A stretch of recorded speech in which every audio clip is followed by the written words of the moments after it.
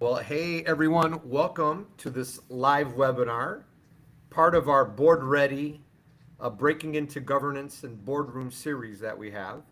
And this webinar today is entitled The First Seat, What Top Companies Look For in Board Candidates. Within our networks, within our friends, a lot of attention, a lot of demand, a lot of questions like, how do I get on boards? What do we need to do? And so we're going to talk. We got some very distinguished panelists and friends, and we're going to talk about them. And obviously, very experienced in this whole board and board search area. I'll introduce them. For those who don't know me, by the way, I'm David Olivencia. I'm the CEO and co-founder of Angeles Investors and general partner at Angeles Ventures. I also serve on two corporate boards and probably dozens of boards throughout my career. So I'll share some perspectives, but I'll be moderating this panel today.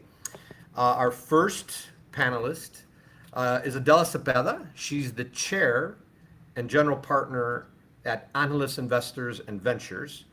A lot of boards, so you're gonna have to bear with me. She's on the board of BMO Financial. She's on a bunch of fund boards, UBS funds, Mercer funds, Pathway funds, almost like $1 trillion in assets under management on those boards. And we'll talk more about those.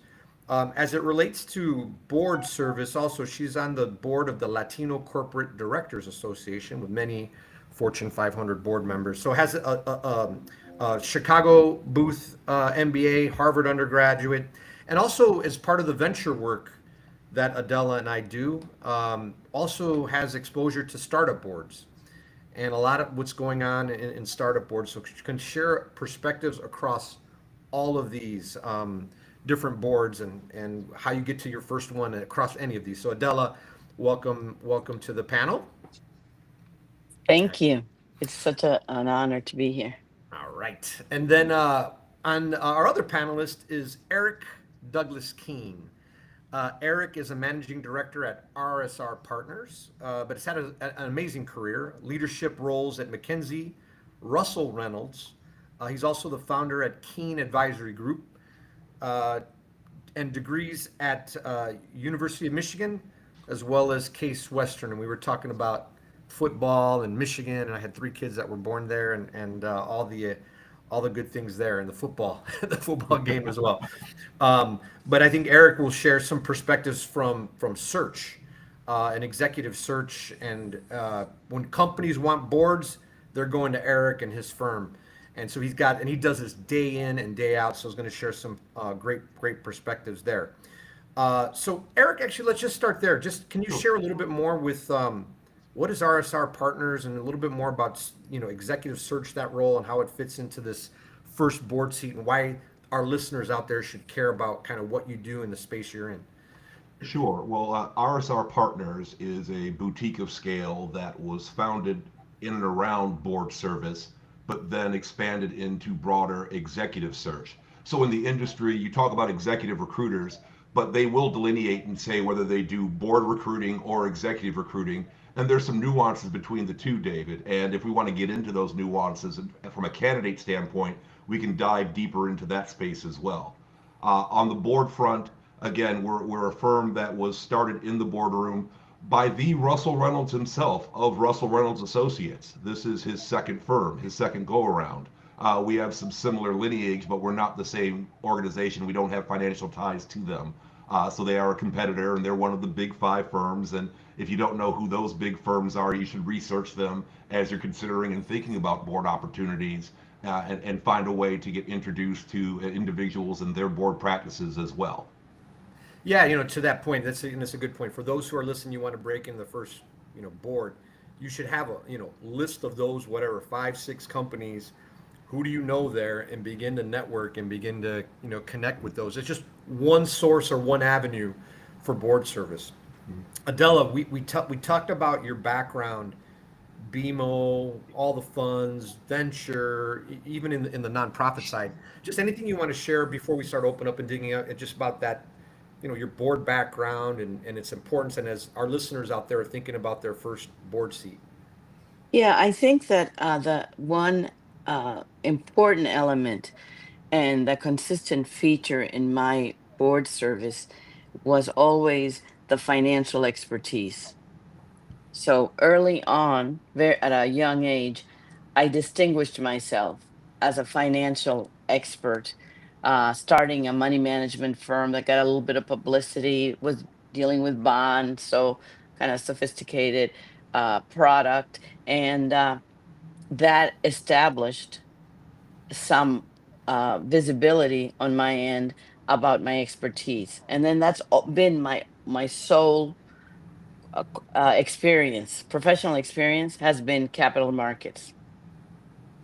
So I think that that kind of singularity establishes you in people's minds as, oh, she's that kind of expert. David is a technology expert. That's what he's always done in his career. And I think that consistency is something that boards can relate to. I'm not saying it's good or bad, but when they're seeking someone with a particular line of experience, it's good that you stand out in your field. Yeah, I think if you, so it's a great point, right? I think the financial competency, right? All the financial statements, income statements, balance sheets, cash flow, swap, even like things like swaps and loans, and if you, those who are listening, the more you strengthen your financial competency, you're going to be in a better position for the first board. And then also just to echo Adela's point, you all come with strengths. Everybody comes with strengths. Mine is technology. Adela came from the financial world, and you'll see that with others. So you'll leverage those strengths to get on boards. And so Eric, and then we'll go to Adela on this one. So you know a board says, hey, I have a board seat. You get that call, right? uh, what Break it down. How does it work? What qualities and competencies, but how does that process work? Because it's like the start of a search, and then maybe what percentage of searches go this way through executive search for a board?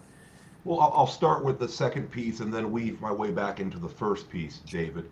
Uh, I think if you stack up all of the big executive search firms that do work for directors recruiting, you add in the boutiques like ours to that volume of work, it's surprisingly close to 50%. It's not the percentage that perhaps the outside world considers, given that we are the professionals, in this vocation.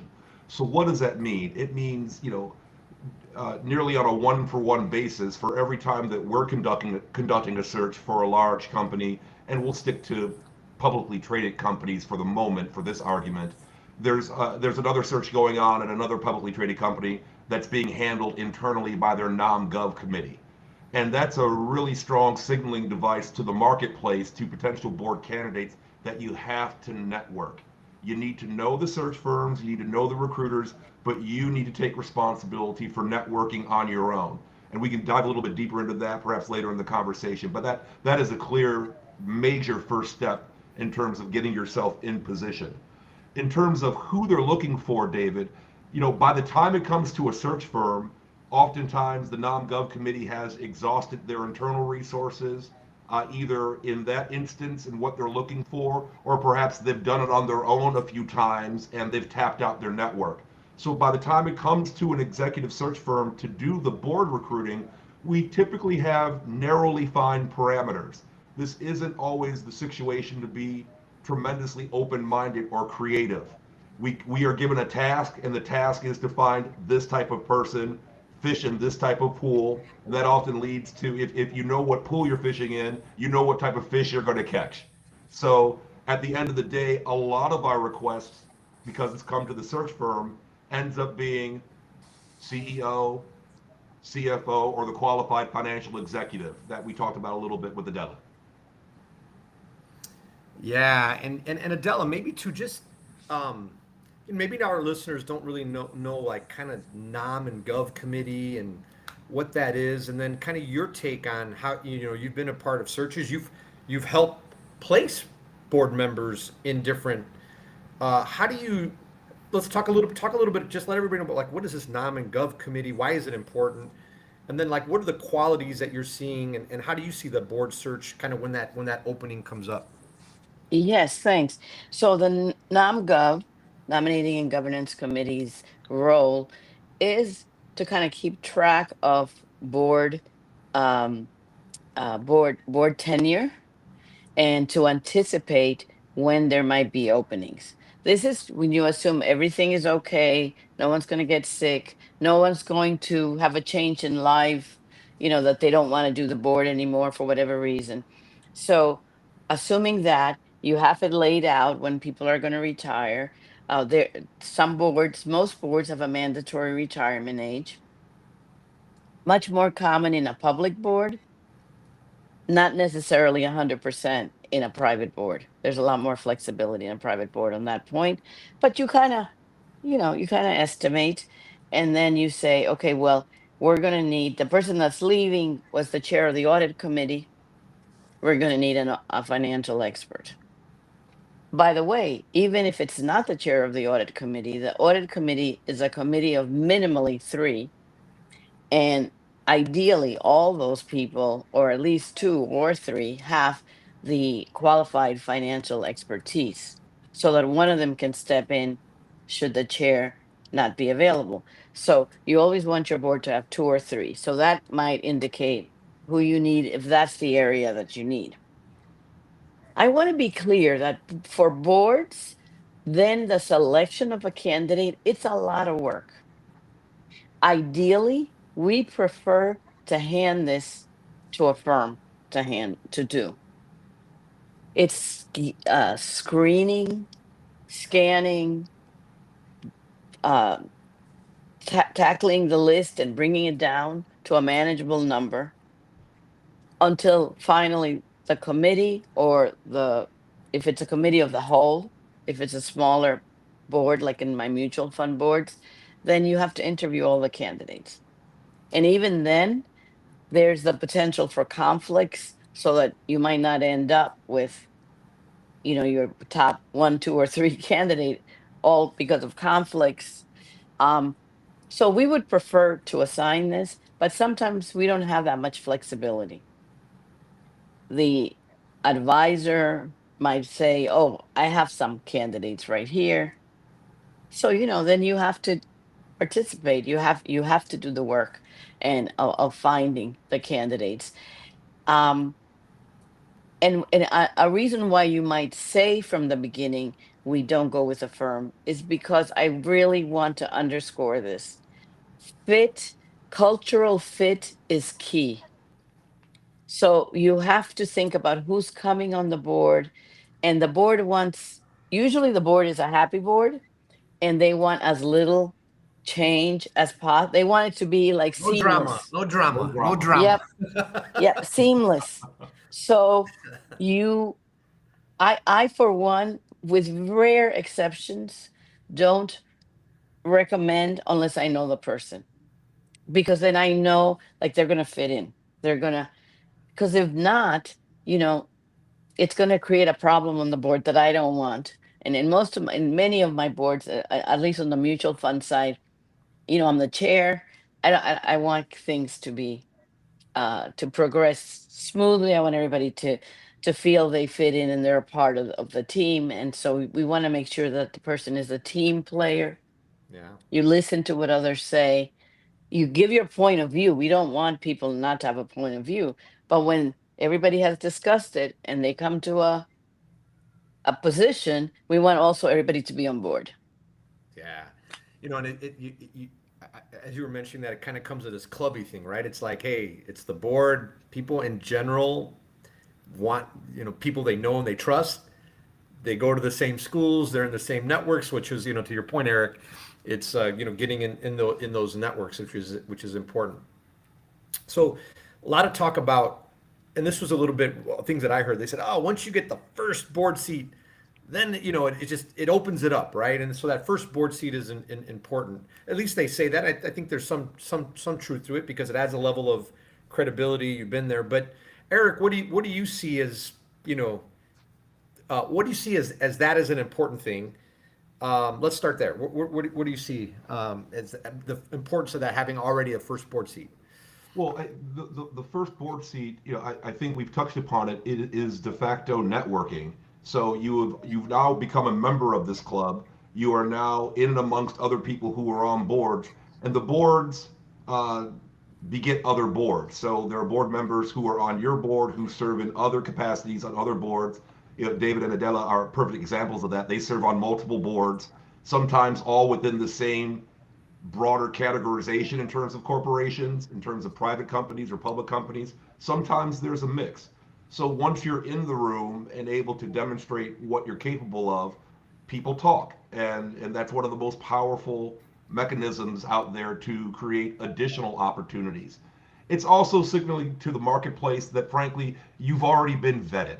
And that is a heuristic, a shortcut for search committees, for search firms, as they're looking at candidates. Someone who is currently on a board and has got that first one under their belt hopefully understands the process and understands the machinations of a board, and therefore that education process, you know, isn't as arduous as it might be for someone who hasn't been there before. So it's an ease of use component in its most practical form, but you know it's also a stamp of approval in many ways. Yeah, and so and Adela, so you've been around this first board. You mentor a lot of people who are wanting to get on boards. What's your take on this first board seat? Well, I do agree that once you get on a board, it's somewhat easier to get on other boards because first, there's a lot of visibility around getting on a board, even if it's a private board, like say BMO, whether it's kind of a big deal. You got on the BMO board, and it might be announced in a press release, even though they're private. I don't think the private board maybe does it, but you have visibility at a different level if it's a large organization like BMO, right? 20,000 employees.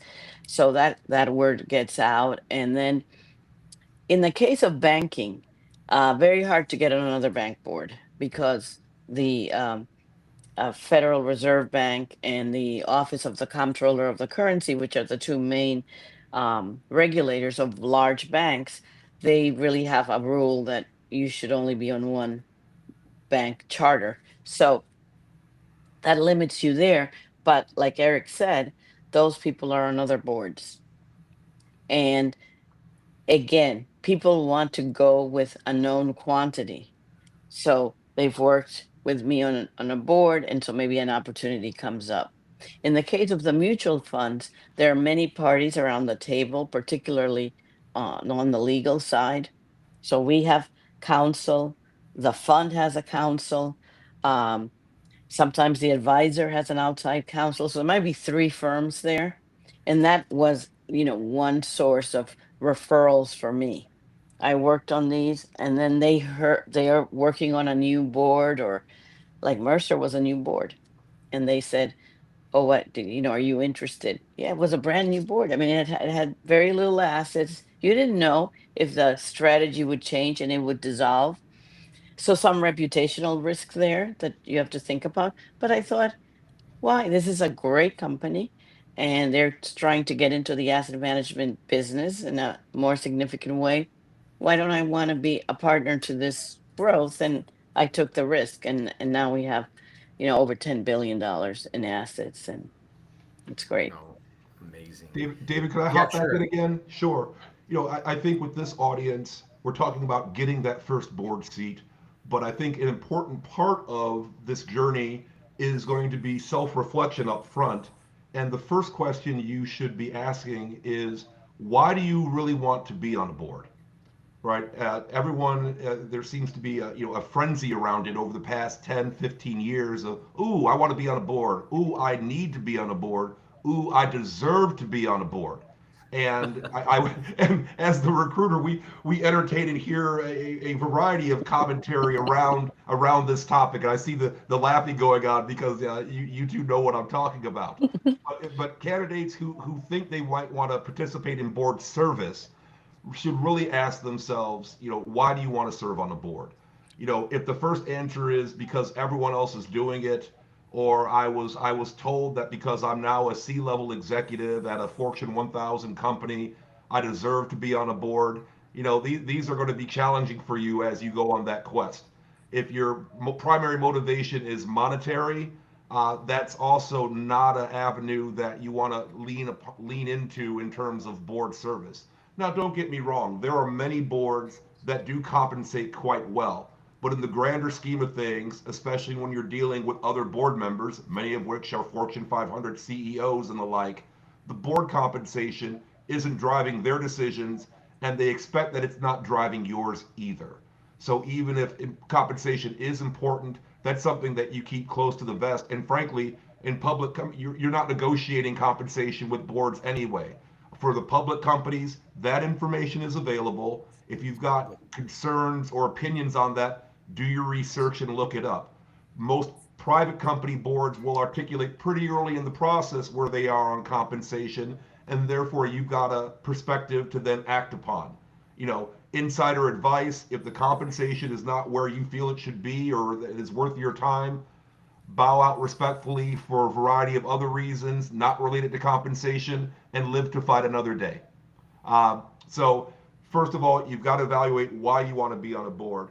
Uh, and then I think after you've had that exercise or conducted that exercise with yourself, you've got to look at your own profile and ask about qualifications, which we've touched upon, and can have its own bias around CEOs versus CFOs versus technology or HR or other functional leaders. But you also have to ask yourself, what is your readiness to serve on a board? And I think a lot of people on the outside looking in don't fully appreciate all the freaking work that goes into being on a board. And depending on who you talk and what surveys you listen to, for a larger public company board, this is 275 to 300 hours a year.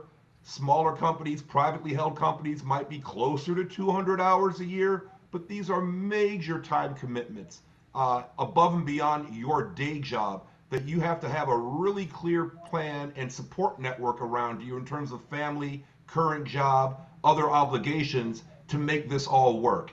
And a lot of times people underestimate what that time commitment is like. Eric, Yeah, you go hit ahead. no Go ahead, no. Adela, go ahead. Eric hit on so many good points that I want to drill in on. It's not just why do you want to be on a board, but should you be on a board? Because I think to be on a board, you need so much flexibility. It's a flexibility that my career offered me. I had my own business. I had a support system in terms of very strong number two people that could step into my business requirements. Nobody can step into your board requirement. I've never missed a meeting. I've taken meetings on vacation because something important came up. In Greece, I remember. I think another time in Africa on safari because something came up and we tried. I don't remember how good the reception was, but I know that I had to try to be on it because I don't want to miss. And things come up unexpectedly. It's not just the scheduled meetings, which are scheduled sometimes, in the case of BMO, over 2 years in advance. I know what my meeting schedule is there. So those meetings, but other things come up that require action, a vote, a call, and then they're going to go with the majority in terms of when they're available. And then, you kind of have to try to be on. And if you're in a great position professionally in a corporation where you have a lot of other C-suiters have visibility to you and your career, I'm not sure that this is the right thing.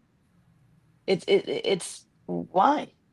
I mean, my question if I were the CEO and I, w- at some point, I know that the first question would be why all that great focus should be on our company. Now, there's the argument that, well, as we groom you for even higher work and corporate work, it's important for you to see, well, that was a time when boards were less time consuming. Today, there's board work related. If it's a public board, I don't even want to think about it because you can get hostile investors. I had a lot of hostile investors on a closed end fund Eventually, we had to make it an open fund because it was just all the time, and all the activity related to that litigation was just too much. So I think you have to really, really assess, is this a great time for you?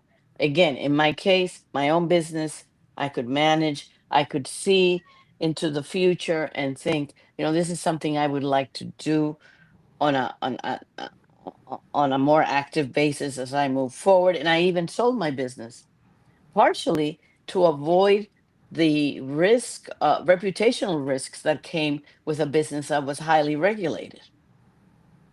You have to have, top, um, you have to stay free of problems when you're on a board that might limit certain activities. So, I said the business is getting regulated. Let me sell it. It's important to give greater attention to the boards. And that's what I did.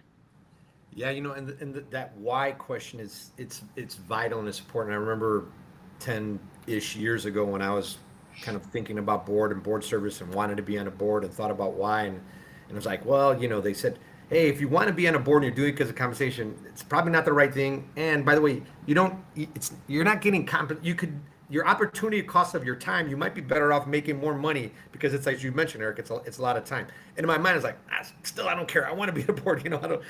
And then there's an element of influence, or there's an element of keeping your innovation muscles open and strategy muscles open and industry muscles kind of going right. There's all these, but I think it's very important to really think through that because that's also, as you're preparing for your first board seat, it's going to help you shape what you want to do, what you don't want to do, and it's time because it's a commitment and it's a time. Look, I mean, I'm on two corporate boards. I'm going to plan on being on them for a long time, long time. So whatever, 10 years ish or more.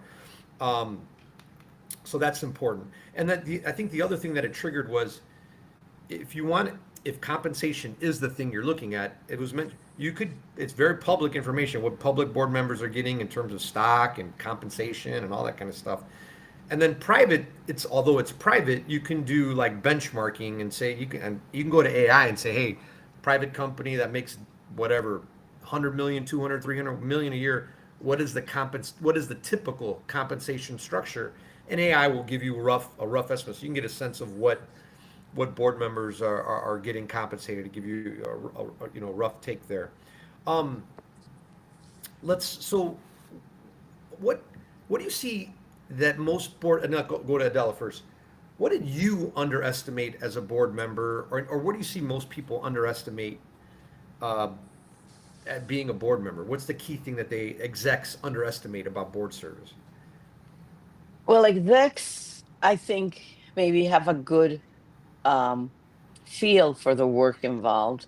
They don't have a good feel for the time involved because they other people are putting the materials together and they show up at the meeting and they might have had something to do with putting the materials together, but it was only a portion of the materials. As a director, even as a mutual fund director, there's a certain amount of information that we are responsible for reviewing and making decisions based upon them. We cannot delegate that. It's on us. So when we have 5,000 pages, I'm not going to tell you that it's all read from, the beginning to the end of every page, but there are certain parts of that that do have to be reviewed and assessed. And we have to make determinations based on a lot of that data. And I think that execs might underestimate that. I think also execs might underestimate the flexibility. There isn't a lot of timing flexibility. I mean, I know that I have passed up. There was a great opportunity for another board that I wanted to be on, and it was just like I think 1 or 2 days that conflicted. I mean, there's no way I was going to even ask, but I had a good relationship with the corporate secretary, and she said, "No, this is based on when the public company does their press release for the quarter, and so it's never been changed. They're not going So to change their that schedule and their agenda no, for you, Adela? Come fair. on. No, they're not. So that's just. I think there's a misunderstanding about. Oh well, it'll work out. No, no, no. It's you gotta commit to this so intensely, that and you have to want it. But by the same token, I think there are execs that underestimate the value of their position in the corporation.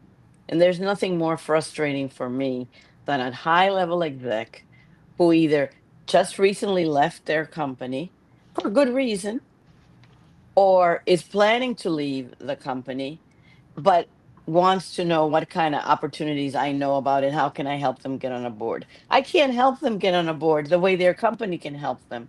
Their company has access to Eric at RSR. They're hiring Eric to do a number of other high level searches. When they ask Eric to please help this executive, Eric is going to give them the highest consideration in terms of helping them with their resume, with positioning themselves. That's going to be great access that David, you and I don't have as not being inside a corporation now. We just don't have that. Um, there are boards inside the company. They're not paying because once you're an insider, you're generally not paid for board service, but it could be related to pensions, all kinds of different management committees.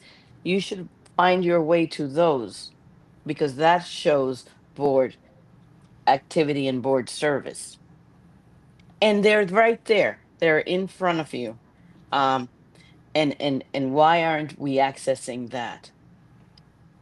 And Eric, your thoughts in terms of what you see, what people underestimate in your experience? Yeah, thanks. There are a couple of points here. I think what we hear as the board recruiters is that it's a tough transition for executives, sitting executives, getting into the board space and understanding the role of the board as a Socratic advisor and questioner, not a taskmaster and list provider of things that you need to do.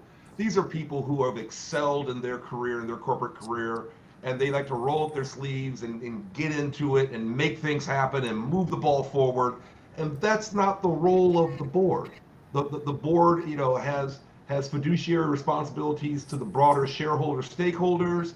They are singularly responsible for the hiring, firing, succession plan of the CEO, the compensation of the senior executives, and maintaining the broader strategic plans and aspirations of the organization. Board members who are challenged are often challenged along the lines of not learning how to keep their nose in but their hands off of the operations of the company. That's what we hear. Uh, Adela talked about the internal boards and how those are great opportunities to participate, and I would liken that to perhaps participation on nonprofit boards, and but I think the value add is more nuanced than people can often appreciate. So translated, that means serving on one of these internal boards or these nonprofit boards gives you really good at bats in terms of how boards work. So your board acumen is going to be increased by serving on those boards. But it doesn't automatically open a door to a larger public company board in a direct manner. What does happen, which goes back to our whole premise around networking, is you start to be seen.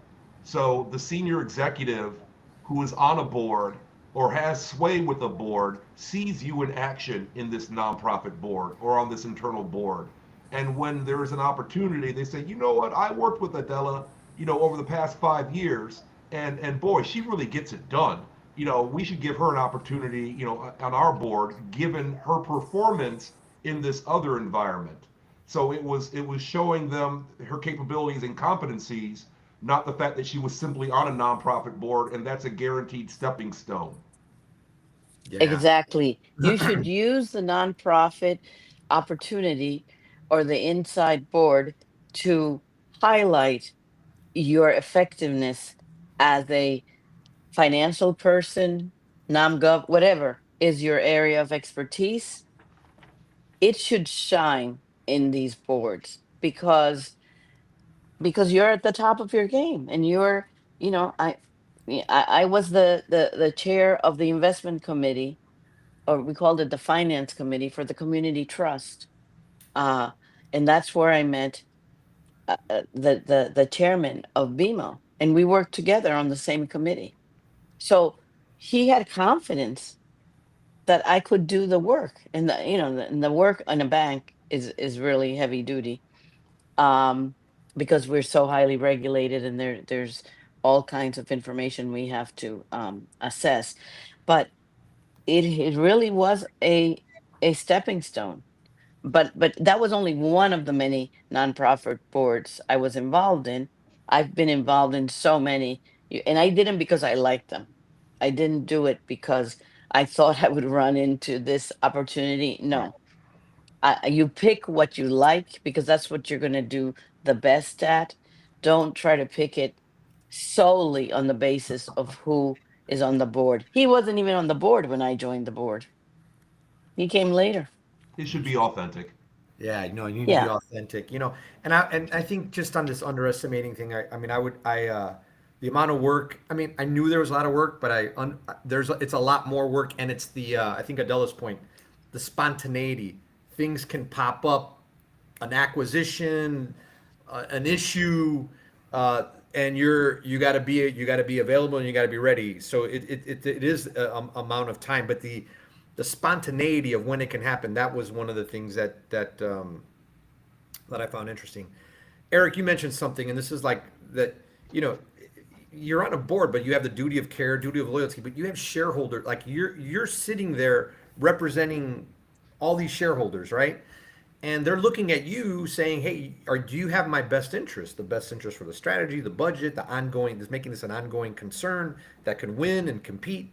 So it's really a responsibility, right?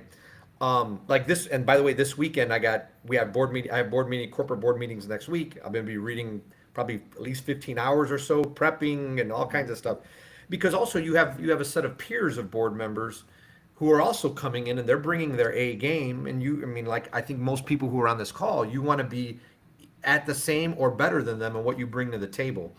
Um, I think the other thing that Eric mentioned, I thought that was interesting too, is it's like that people underestimate is, yeah, it's just like you're kind of asking questions, setting the strategy versus telling people what to do, right? And that was a little bit, I mean, it's something that I've had to learn a little bit more as well. And then you better like any nonprofit you're on because you're going to spend a lot of time there. But I like, if you are in a nonprofit, really being deliberate. Hey, I want to be on the nominating and governance committee. Maybe I want to chair that and really or the audit committee because I think there's tons of demand for audit. But again, you got to love it too, and it goes back to the earlier question of why. Like, Mm-hmm. why do you want it? And what do you love, and all that stuff. So, um, moving on. So let's just networks and maybe let's what networks have been helpful for you, Adela, Eric, and we'll start with Adela, and then we'll go to Eric. So, what networks have been helpful to you in boards, and how should people think about networks? And we're going to kind of double click here as it relates to board service. So definitely, having been in that nonprofit, and so just getting on that nonprofit board, the community trust, and I did it because it's important to be on a board that funds so many worthy organizations in Chicago, and I think our voices should be heard. And I was fortunate to get on, and I think that aspect of it is like a really important one. Um, uh, what else is important? So many things about it, but why don't you go ahead, Eric? Oh, sure. So, I'll reframe it a little bit for you, David. And in terms of aspiring board participants, you've got to think about it in a couple of ways. You want to think about things that are going to increase your chances, and we'll call that your at bats, to use a sports analogy. And then you have to also think about increasing your success. So, how many hits you get. and you've got to manage both sides of that, when you're on this journey. Now, the front end, the increase your chances, your at bats. We're talking about networking, and in this, networking is a little bit like real estate: location, location, location, networking, networking, networking. So you look, Angela's investors. This is a perfect example of the kind of networks that you need to participate in. And look, Adela came to me some years ago and said, "Oh, you should join." And all my biases popped up and said, "Well, Adela, I'm not Latino." And she said, "Ah, what are you talking about? This is for everyone who is involved or interested or contributes to this community." And I'm there, and now I get to interact and deeper connections into this community in a way that wasn't present before. But there are other groups out there. If you're at the senior end of the spectrum from executives, whether it's the LCDA, whether it's the NACD, and we'll probably have follow up in terms of what these acronyms are, so folks can find them and link on them.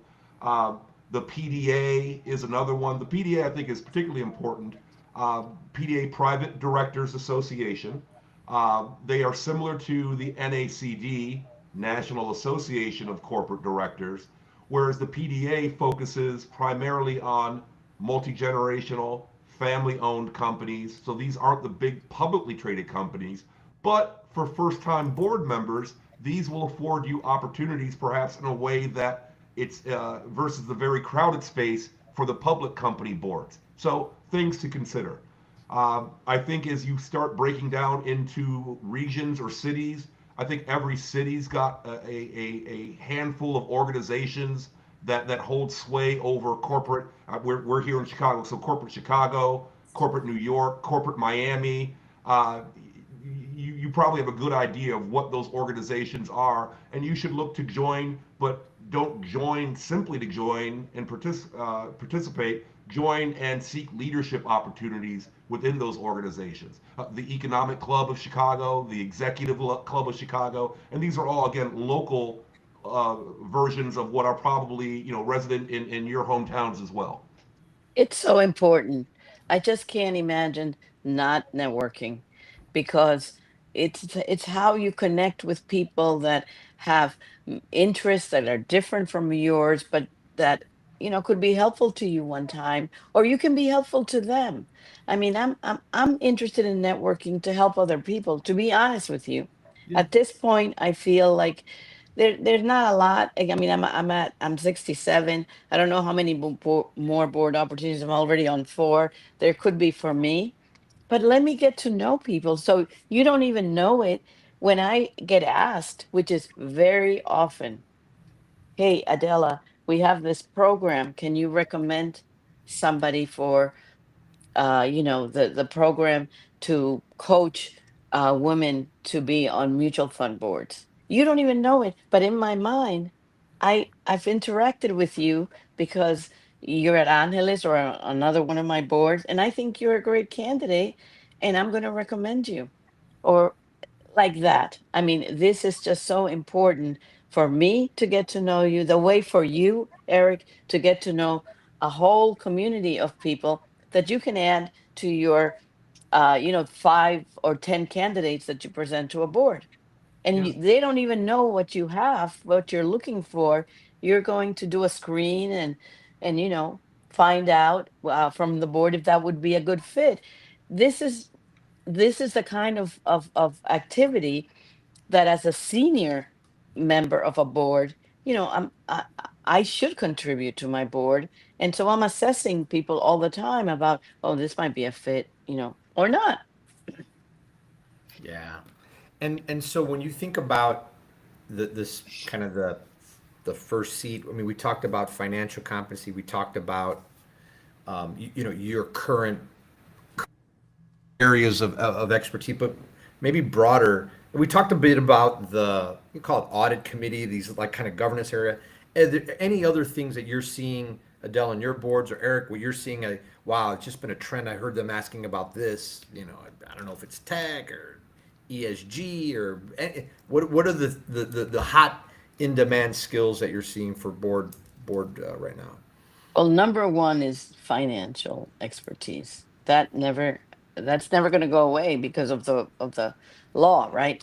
the requirements. Adela, So give a little history there. I can jump into it if you don't want go, to. go ahead if you want to talk about Yeah, Sarbanes-Oxley. so That was the door opener. exactly. So what you roll it back a little while, and you think about what happened with Enron. Iran, with WorldCom, and then the government, federal government had to step in and create a new guideline around the staffing of public company boards. Again, the public company boards are fiduciary, representing the broader shareholders, stakeholders, and they had found that there was a severe gap in financial acumen and understanding for individuals who were quote unquote in charge of the audit committee for these very large public companies.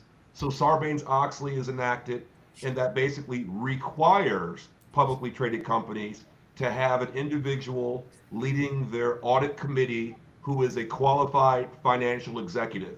And the SEC has a list of 10 to 15 rules that you've got to check the box on to then to be considered a qualified financial executive.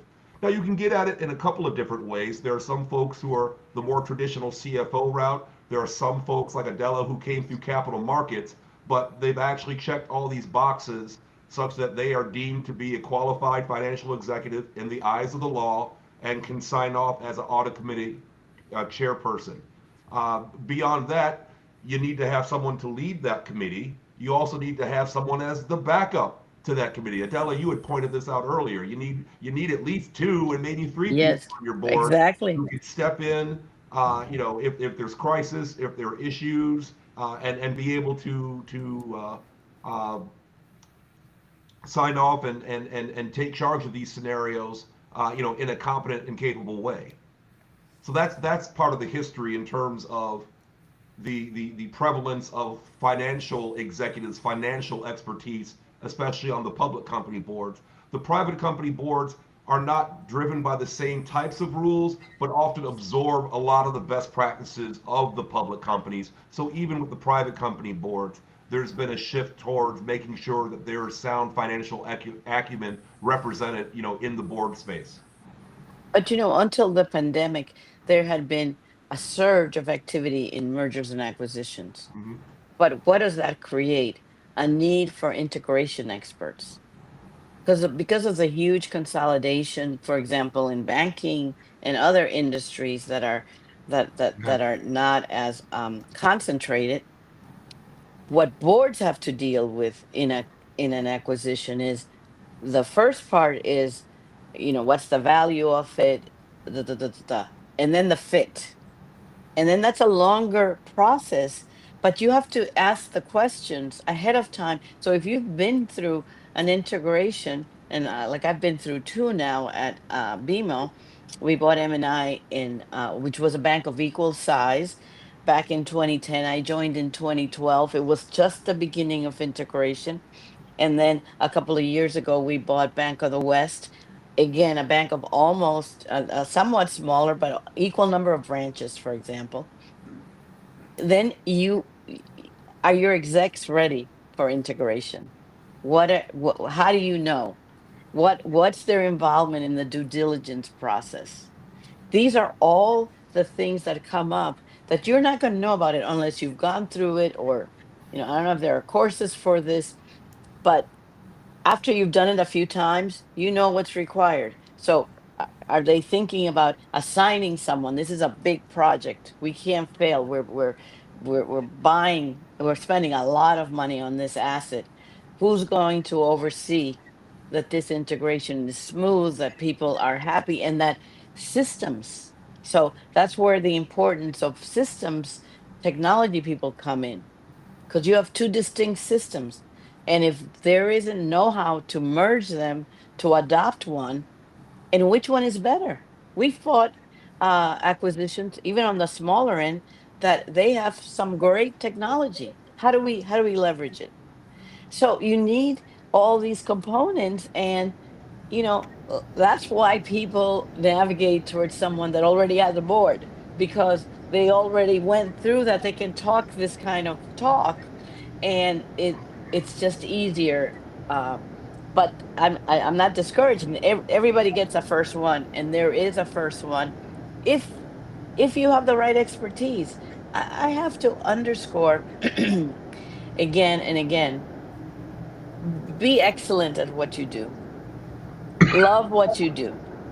And if the right fit comes along, hey, it's great. It's a great um for me, it's been very fulfilling professionally. But remember, I had my own firm. I didn't get to be CFO at a company. If I had maybe gone that corporate route all the way, maybe this wouldn't be. Maybe there comes a point where you say, I'm done. I want to just really retire. But for me, it's part of my whole corporate vision of what I wanted to do ever since I graduated and as an economics major, and it fits great. No, that's excellent. So I wanna pull kind of the different nuggets that we've talked about and kind of lay it out to the audience about how do you get to your first. It's a bit of a summary, but maybe almost like a step by step or a way to think about it, and then I'll have each of you either elaborate and fill in the gaps, right? So if you are not on a board but you want to attack, you want to get on that first board seat. Um, we talked about the first thing, and these are likely going to be in order, but Hmm. roughly in order, is understand your why, right? Eric talked about this, and should you and why, and really deep reflecting on that. The second thing we talked about was search firms, right? Eric's with a world class board search firm, but there's several of them out there, and there's boutique ones. Understand what they are, network with them, connect with them. So it's one source, an avenue that you want to be visible in front of, right? Um, the third thing that we talked about was nonprofit, right? So you find a nonprofit you like, get into the nominating whatever committee you like, but get experience and even share audit or nominating in Gov or any of these committees that can translate to board experience. So that was the third thing. The fourth thing we talked about was networks. We talked a lot about different networks. The one network that's kind of hosting and sponsoring this is Honest Investors. All three of us are a part of it. Adele and I are co-founders of it, with many other leaders. But it's an angel investing group. We invest in startups. Our members then get put on boards of startups that grow and can do very well, shape the strategy, grow. You can do well financially as well, learn all that kind of. So, but that's one example of a network. The second network that I think Eric mentioned was private equity. Private equity, they have these portfolios, those portfolio companies, these boards. You should consider networking with private equity that's in the industry expertise that you have. The third, and this is how a really probably strong element of how I got on my boards was my university, right? So was Notre Dame, and both of the boards that I'm on, I've had connections through Notre Dame that have helped me get on the board. I think within your universities, like the business alumni, there's so much amazing things in your board that will help you. Eric, we talked about the LCDA as the NACD, the National Association of Corporate Directors, PDA. Those are other networks, and there's more out there, but I think those are great networks to be a part of. The next thing I would say is look in your area and look at all the private companies. You can do a search. What are the top 300 private companies? What are the fastest growing private companies? You can do it in your area. It's easy. You can do it nationally, but you can do it in your area. And then find which ones you like. Target them, and then get to know the company, get to know the boards, and network with them. And then like I said, through Analysts and others, their startups. So those were some of the things that I think we chatted. I wanted to pull that, just like what are the kind of be more technical. What they do. Adela, we'll start with you, and just what are your thoughts and comments on some of those things that I mentioned there to elaborate. Then we'll go with Eric, and then we'll wrap it up because we'll be at roughly about the top of the hour. Well, like you, I'm a huge believer in networking for so many reasons, but one area is your area of expertise. You should network in that. For example, I'm a director of mutual funds, and there are mutual fund groups. There's a mutual fund forum. and there's a group that oversees all asset management, and it's kind of the association, and they have events. Well, that's where you meet if you can have access to them. Everybody doesn't. You have to be with a asset management firm for the uh, investment company institute activities. But when you're a sitting director, you have access. And then I notice that a lot of people do, but they don't participate in those. I consider it my job to go and get the latest info. What are other directors thinking about the new rules that are coming in?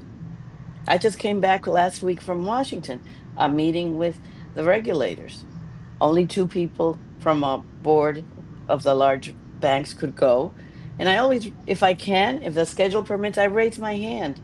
Yes, I have to travel. It's extra. No one's paying me for the time I'm there. But I'm getting such good information.